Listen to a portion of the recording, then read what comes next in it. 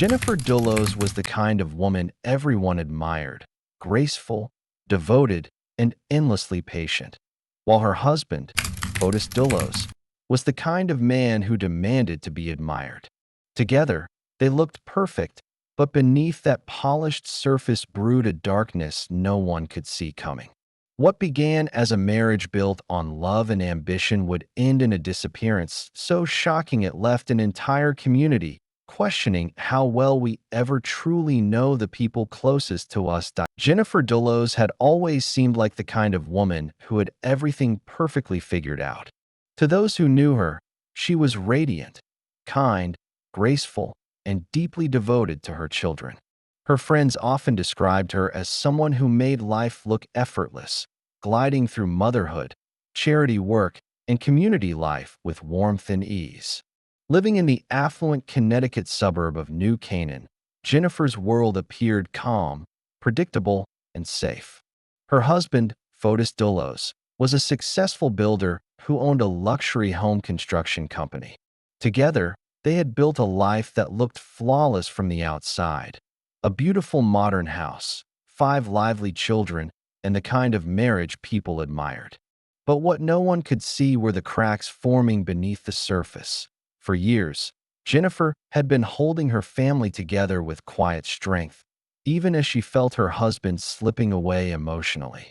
Fotis was a man driven by ambition, confident, persuasive, and obsessed with appearances. His company thrived during the housing boom, but when the economy slowed, so did his business. Financial stress began to creep in, and Fotis's pride made him resent the fact that Jennifer came from a wealthy family who occasionally helped them stay afloat. What had once been a partnership built on love and shared dreams slowly turned into a relationship filled with distance and control. Jennifer began to feel trapped in her own home. Friends noticed subtle changes, the way her laughter faded, the tension behind her smile, and the nervous energy that followed her everywhere. She started confiding in her closest friends, expressing fear and uncertainty about the direction her marriage was taking.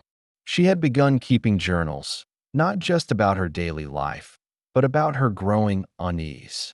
Her words were calm but heavy, filled with the kind of quiet dread that comes from sensing danger long before it shows its face. When she finally filed for divorce in 2017, Jennifer hoped it would bring her some measure of freedom.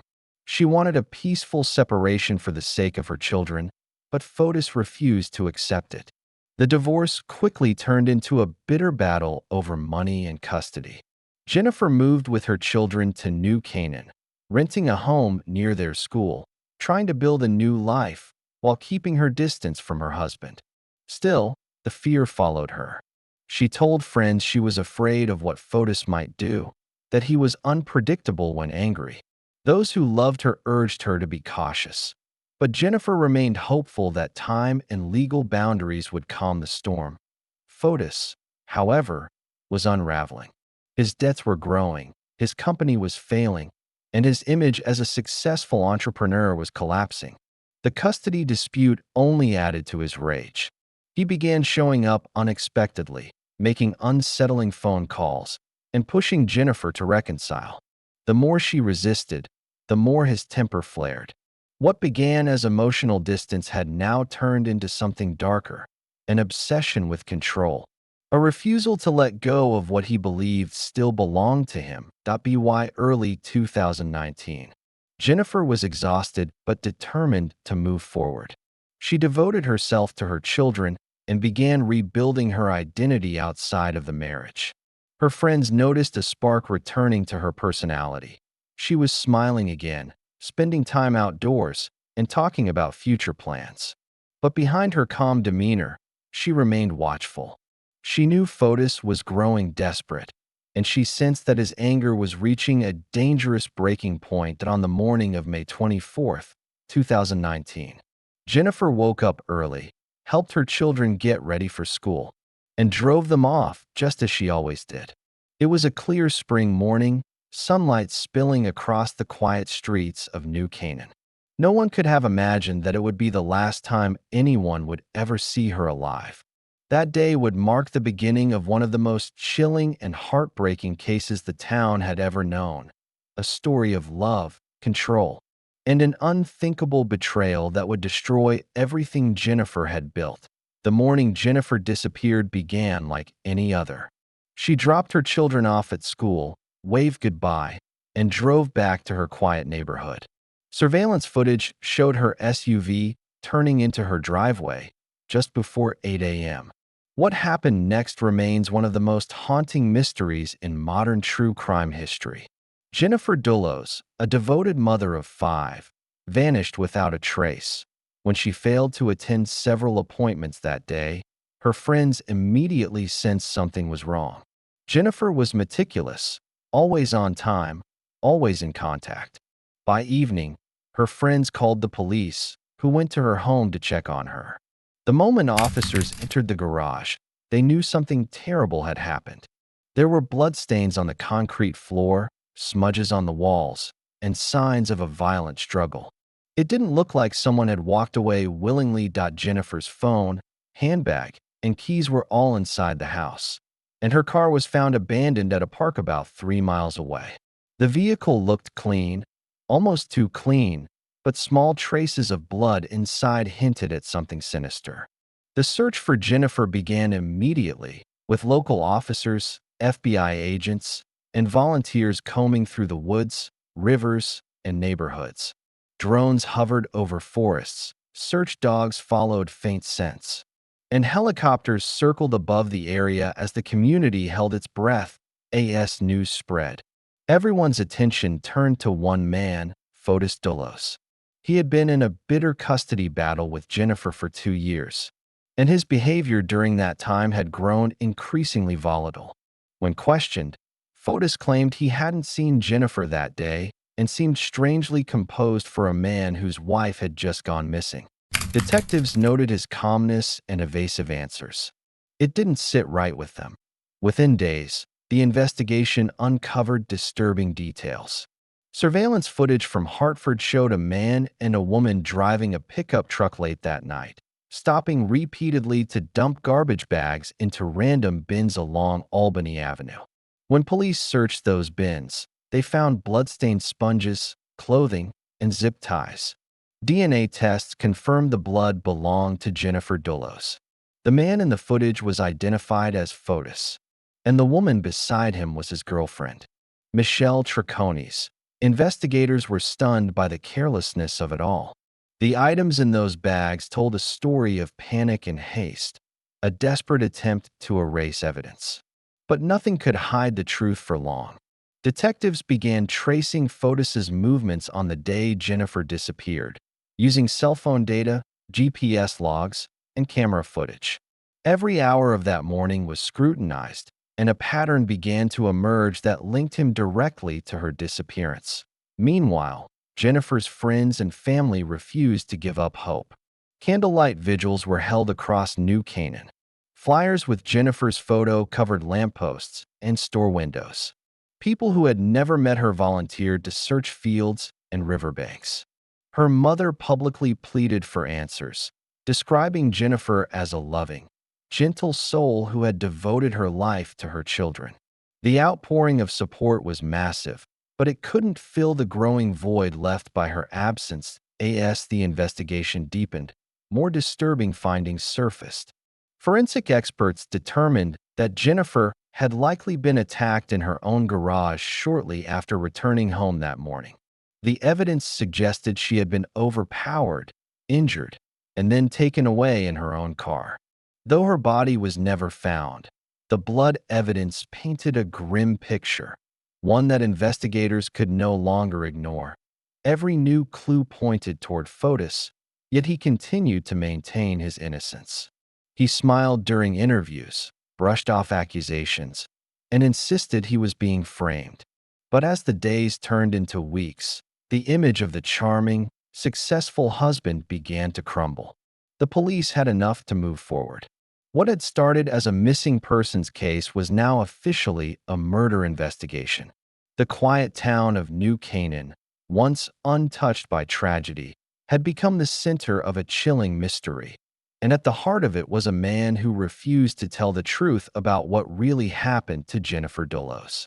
The deeper investigators looked into the life of Fotis Dulos, the clearer it became that his public image of success and sophistication was nothing more than a carefully built illusion. Behind the expensive suits and confident smile was a man drowning in debt and desperation. His company, once thriving, was collapsing under unpaid loans, and his relationship with Jennifer had become a storm of resentment and control. The discovery of his secret affair with Michelle Triconis added another layer of deceit to the already twisted story. While Jennifer was fighting to protect her children and move on, Fotis was living a double life fueled by ego and obsession. Detectives began piecing together a timeline that revealed just how far Fotis might have gone to maintain control. Phone records showed that his and Michelle's movements on the day of Jennifer's disappearance lined up suspiciously with key evidence locations. Fotis had borrowed a truck from one of his employees, claiming he needed it for a quick errand. That same truck was later found to contain traces of Jennifer's blood, despite being hastily cleaned. The pattern was undeniable. Investigators believed that Fotis had planned Jennifer's disappearance meticulously, waiting for the right moment when the children were at school and no one would interrupt. The evidence painted a chilling picture of what likely happened. Jennifer had returned home after dropping off her children, unaware that Fotis was waiting for her. A struggle ensued in the garage, where traces of her blood were later discovered. From there, the story became even darker. Investigators believed Fotis placed Jennifer's body in her car and drove it to another location to dispose of it, later abandoning the vehicle in a park. His next moves, captured on surveillance cameras, showed him and Michelle dumping bags filled with incriminating items, including sponges, cleaning supplies, and pieces of clothing. It was an amateur attempt to erase the traces of a calculated crime. As the evidence mounted, Fotis grew more defiant. He began giving interviews, insisting he was innocent and accusing the media of turning him into a villain. He smiled for cameras, spoke calmly about his love for Jennifer, and even suggested she might have staged her own disappearance to punish him. His words angered the public and horrified Jennifer's family, who saw through his performance. To the world, his confidence looked less like innocence and more like manipulation. Behind the scenes, detectives continued to gather forensic data. DNA from Jennifer was found mixed with Fotis's in multiple locations, and cell tower pings placed him in the very areas where evidence had been dumped. Michelle Triconis, under pressure, gave inconsistent statements. At times, she claimed she didn't know what was happening. At others, she admitted to helping Fotis discard items. Her shifting story only reinforced investigators' belief that she was deeply involved in the cover-up by late 2019. Prosecutors were preparing a strong case against Fotis. The amount of physical and digital evidence left little room for doubt. But there was still one crucial piece missing: Jennifer's body. Without it, they couldn't fully prove what had happened, even though every sign pointed to murder. Detectives continued to search isolated wooded areas, lakes, and construction sites linked to Fotis, but their efforts turned up nothing. The lack of a body frustrated both law enforcement and Jennifer's family, who wanted closure more than anything. Fotis's world was collapsing. His business had failed, his reputation was ruined, and his girlfriend was turning into a liability. Still, he acted as though he was untouchable, convinced he could outsmart everyone. Investigators, however, were closing in fast. They had uncovered the lies, the digital trail, and the blood evidence that tied him directly to the crime.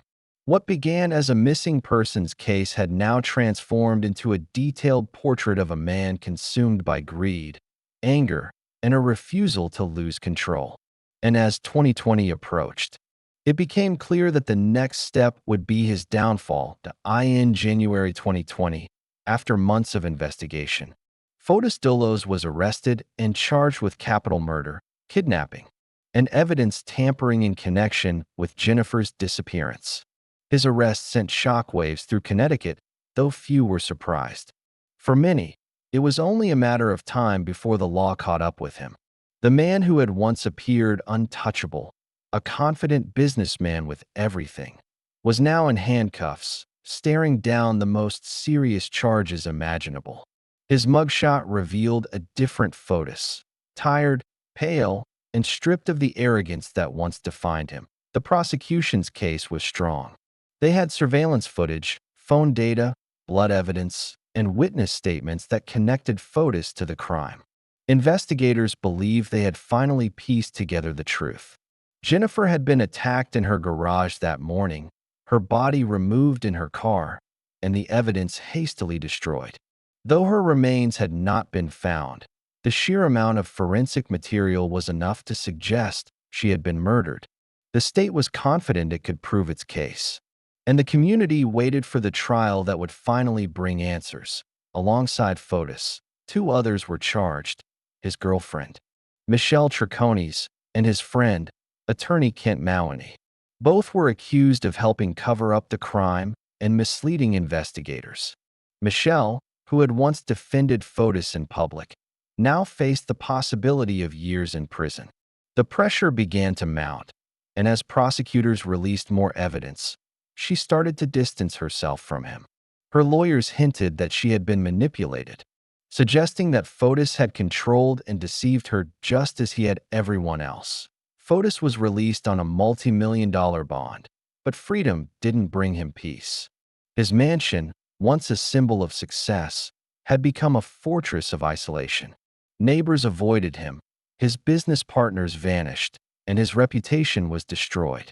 Reporters gathered daily outside his property, filming every movement as he came and went with a forced smile, pretending everything was under control. But those who saw him closely noticed a man on the edge. He was no longer the confident builder who had charmed clients and investors. He was haunted, pacing the halls of his empty house, constantly checking his phone, and obsessed with how he was being portrayed in the media as the trial date approached. Fotis's behavior grew increasingly erratic. He sent strange emails to reporters, claiming he was being framed and that Jennifer was still alive somewhere. His words became more desperate, his tone shifting from defiance to denial. Behind closed doors, he faced mounting financial ruin and the collapse of every relationship he had left. The reality of what awaited him in court was closing in, and for the first time, it seemed he couldn't find a way out. On the morning of January 28, 2020, Fotis was scheduled to appear in court for an emergency hearing related to his bond. When he didn't show up, police were dispatched to his mansion in Farmington to perform a welfare check.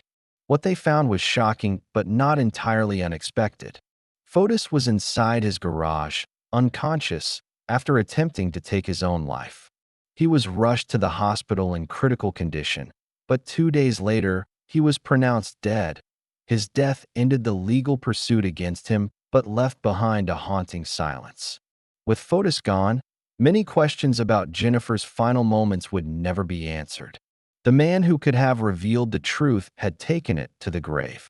For Jennifer's family, it was another cruel twist in a story already filled with loss. They were left without justice, without closure, and without the chance to ever confront the man who had destroyed so many lives. The community mourned not just Jennifer, but the idea of justice slipping away. Reporters who had followed the case for months struggled to summarize it. A tragedy without a body, a trial without a verdict, and a truth buried forever. What began as a story about a missing mother had become a lesson in the fragility of trust and the devastating power of obsession.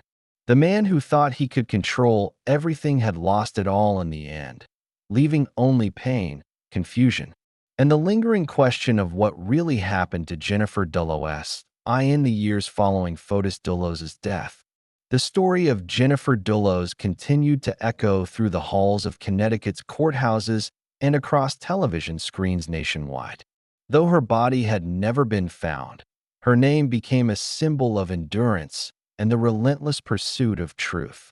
The community that once prayed for her safe return now turned its focus toward justice, not for the man who was gone, but for those who had helped him cover his tracks. Jennifer's loved ones refused to let her memory fade into another cold case. Her 5 children, the center of her world, were placed under the care of Jennifer's mother, Gloria Farber. They were moved away from Connecticut, far from the place where everything had fallen apart. In the quiet safety of their grandmother's home, they tried to rebuild what remained of their childhoods. They were too young to fully understand the depth of their loss, but old enough to feel the absence of their mother in every part of their lives. Every birthday, every milestone, carried an unspoken sadness. For them, the world had become divided into 2 parts: the life they had with their mother and the life they were forced to live without her. Meanwhile, investigators pressed forward, determined to hold those who helped Fotis accountable. Michelle Trecconi's faced trial, accused of conspiracy to commit murder and tampering with evidence. Prosecutors laid out the timeline in painstaking detail: the hours captured on camera, the bags filled with bloodied items, the false alibis, and the chilling lack of remorse. The courtroom was filled with tension as jurors listened to the evidence, much of it too gruesome to ignore. Every piece of data, every photo, told the story of 2 people working together to destroy a mother's life and erase her existence. Michelle's defense painted her as a victim of Fotis's manipulation, claiming she had been blinded by love and too scared to speak up. But the evidence said otherwise. Her fingerprints were found on trash bags linked to the crime, and her phone records placed her alongside Fotis at critical times. Witnesses testified about her calm demeanor during the cleanup, her unwillingness to cooperate with detectives, and her shifting stories once Fotis was gone. The jury saw through the excuses. After weeks of testimony, Michelle Trecconi's was found guilty. The verdict brought some relief, but it was far from closure. Jennifer's body was still missing, and without it, there was no final chapter, only unanswered questions. Her family held a private memorial, honoring the woman who had been taken too soon. Friends described Jennifer as gentle and compassionate, a person who lived for her children and always believed in the good in others. Her journals, later shared in part with investigators, revealed a woman who sensed danger but never stopped hoping for peace. She had feared her husband's anger, but she had also believed that truth would prevail. In the end, her words became both haunting and prophetic as the years passed. The case remained a reminder of how love can twist into something deadly when mixed with control and ego. Documentaries, podcasts, and news specials kept Jennifer's story alive, not as sensational entertainment, but as a warning about the dangers that can hide behind seemingly perfect lives. Her name became a rallying cry for victims of domestic abuse and coercive control. Foundations were established in her memory, helping others escape violent relationships before it was too late. Even without a body, Jennifer Dulos's legacy endured. Her children grew up surrounded by her spirit, in the stories told by their grandmother, in the kindness of the people who supported them, and in the collective determination of a community that refused to forget her. The unthinkable betrayal that ended her life could not erase the love she left behind. In the end, Jennifer's story became one not just of tragedy, but of quiet strength, a reminder that even in the darkest moments, truth has a way of surviving. Though the mystery of her final moments remains unsolved, her life continues to speak through the hearts she touched and the lessons her story left behind.